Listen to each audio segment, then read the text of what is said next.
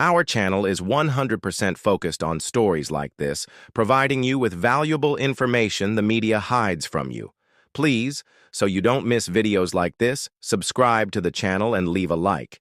It helps our work a lot. On September 11, 2001, the world watched in horror as the Twin Towers of the World Trade Center fell. The official narrative, presented by the 9/11 Commission report and FEMA, is that the immense heat from the jet fuel fires weakened the steel support columns, causing the structures to fail, leading to a catastrophic pancake-like collapse. It's a story that has been repeated for 2 decades, a simple, tragic explanation for an unthinkable event. But for millions of people, this story simply doesn't add up. The laws of physics, the eyewitness testimonies, and the photographic evidence all point to a far more sinister truth. What if the Twin Towers didn't fall from fire? What if they were brought down by controlled demolitions? This isn't a theory born from ignorance. It's an investigation built on the foundation of engineering, physics, and a relentless pursuit of the truth. We're going to examine the evidence that suggests the use of pre-placed explosives, and a government cover-up so massive it has silenced engineers, firefighters, and a grieving public. Let's start with the official story itself. The idea that office fires, fueled by jet fuel, could melt or significantly weaken the massive steel frames of the Twin Towers has been a point of contention for years. The melting point of steel is approximately 2,750 degrees, 1/510°C. The fires in the towers, while intense, were a maximum of 1,800 degrees, 980°C. This is well below the temperature required to melt steel. Furthermore, the fires were not uniform. They burned in patches, and many parts of the structures were not exposed to the flames at all. A simple office fire simply cannot generate the heat necessary to compromise the structural integrity of a building designed to withstand far greater stresses. But the official report suggests the steel didn't need to melt, it just needed to soften. Even if we accept this premise, the collapse should have been asymmetrical, with the weakened areas giving way first. Instead, both towers fell straight down at nearly free-fall speed into their own footprint. This type of symmetrical rapid collapse is the hallmark of a controlled demolition. It's how experts use explosives to bring down a building safely. Explosives are placed at key structural points, severing the support columns in a sequence that causes the building to fall on itself. Think about the collapse of the towers. The top section of each tower, which was above the impact zone, didn't just topple over. It disappeared into a cloud of dust, pulverizing in a matter of seconds. The sheer speed of the collapse is a profound anomaly.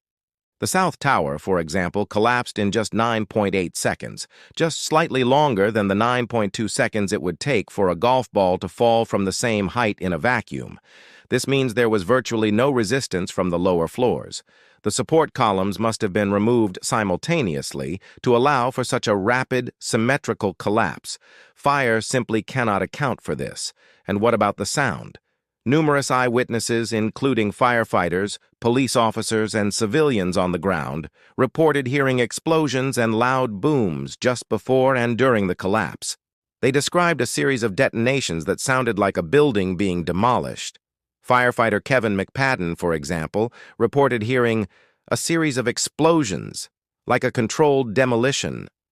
These testimonies were largely ignored by the official reports. They were dismissed as the confused recollections of people under extreme stress. But the sheer number and consistency of these accounts makes them impossible to simply ignore. Then there's the physical evidence. The wreckage of the Twin Towers was immediately and systematically removed from the site and shipped overseas. This was a critical failure of a proper criminal investigation. The steel columns, which were the key to understanding the cause of the collapse, were quickly cut up and sold for scrap. This destruction of evidence prevented any independent analysis of the steel to determine if it was weakened by fire or if it had been severed by explosives.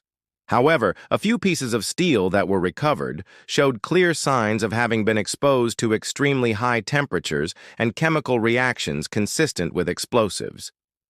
The dust cloud from the collapses also contained a shocking secret. A study by Dr. Stephen Jones, a physicist from Brigham Young University, analyzed samples of the dust from ground zero. He found microscopic particles of a red-gray chip-like substance that was later identified as thermite. Thermite is a pyrotechnic composition of a metal powder and a metal oxide. When ignited, it produces an immense amount of heat, far hotter than any office fire, and can cut through steel with ease. The presence of thermite in the dust, along with the telltale signs of molten metal on the steel beams, strongly suggests the use of incendiaries and explosives. Thermite would have been the perfect tool to sever the steel columns and ensure a complete and total collapse. But the story gets even darker. What about World Trade Center 7? This was a 47-story skyscraper that was not hit by a plane on 9/11. It was located a block away from the Twin Towers, and according to the official report, it collapsed at 5:20 p.m. from uncontrolled fires started by debris from the other towers. This was the first time in history that a steel-framed skyscraper had collapsed from fire. WTC-7 fell symmetrically, at freefall speed, into its own footprint. It was a perfect, textbook-controlled demolition. In fact, a BBC reporter announced that the building had collapsed before it had actually happened. How could she have known that a building would fall from fire a full 20 minutes before it did? The National Institute of Standards and Technology, NIST, took 7 years to release its report on the collapse of WTC-7.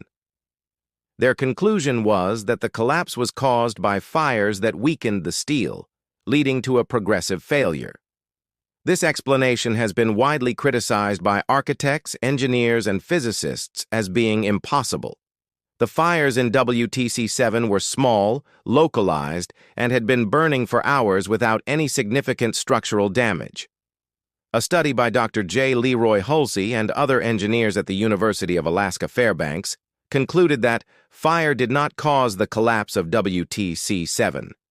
Their analysis showed that the building could only have collapsed in the way it did if all of its support columns were removed simultaneously. This points directly to the use of explosives. So, if the official story is a lie, who is behind it? The scale of such a conspiracy is hard to comprehend. It would require the coordination of government agencies, intelligence operatives, and a media blackout. The motive would be even more complex, perhaps to justify a global war on terror, to usher in a new era of national security legislation, or to conceal a darker truth about who truly controls our world. The evidence for a controlled demolition is overwhelming.